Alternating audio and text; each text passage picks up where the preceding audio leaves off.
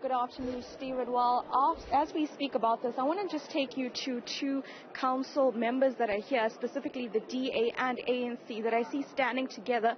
So while I have the two of you gentlemen, Mr. Madlala, Mr. Mthethwa, Mr. Nkosenhle Madlala from the ANC, Mr. Thabani Mthethwa from the DA, this motion that the DA has put forward while we have the ANC, just tell me about why it was important for you to put it forward despite it failing today.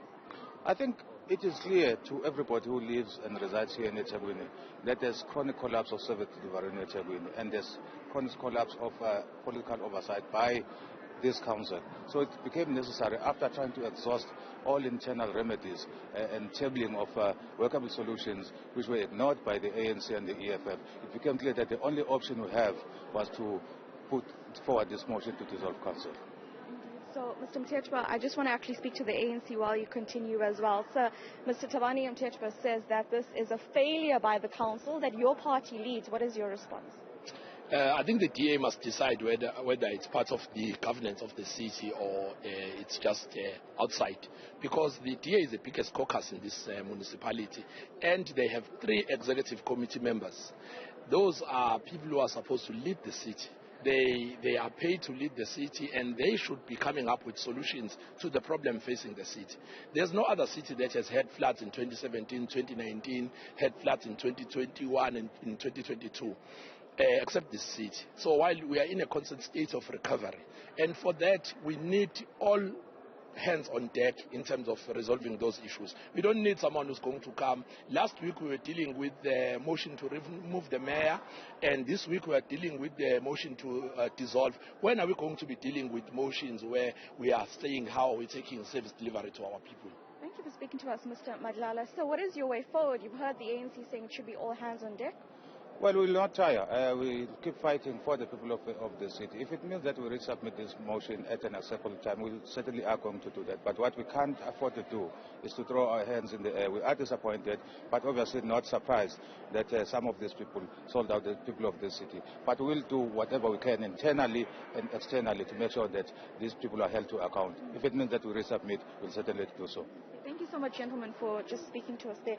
Stephen, I just wanted to give you a bit of a back and forth because that is what happened in council today. As you see the council members here, it was essentially this back and forth you see with the DA tabling that motion. And as you heard the reasons by Mr. Thabani Mthethwa saying the city has been failing. It is true that there are multiple areas with widespread water interruptions. And just this morning, Stephen, we were told by the eThekwini city manager that in fact the city would not meet its deadline to restore water supply to affected areas by tomorrow, as was promised by the mayor as well as the water and sanitation minister. That is some of the reasons they gave for putting that motion forward, as well as for the motion to remove the mayor last week. Both of those failing today, with mostly as well, like we heard, smaller parties sitting right here that were essentially supporting the majority party, the ANC. But also going forward, the ANC then saying that at this stage there needs to be a discussion regarding the way forward for the city and not necessarily discussing motions. This motion did take the better part of this afternoon. But as it stands, and while these discussions happen about the fate of the council itself, because if this council would have passed, it would mean ultimately that all council members would have been removed from their position, and we would really have to see then an election of new councillors and a new executive committee. But as these discussions happen, Stephen, service delivery issues are quite critical across the city because, especially regarding water, there are widespread water outages.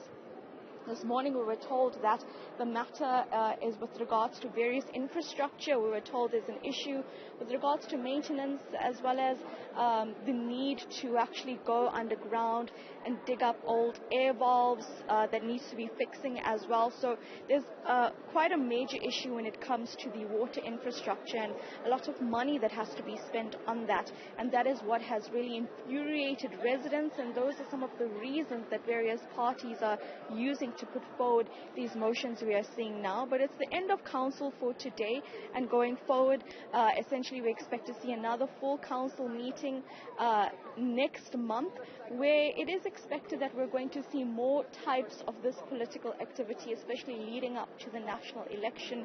We're going to see more of these motions sort of put forward.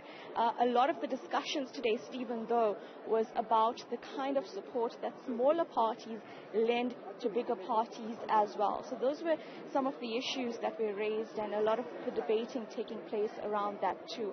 But I'll give you another update at 6 o'clock with bites from what happened in council, as well as an update with regards to what is happening with the water situation in the city.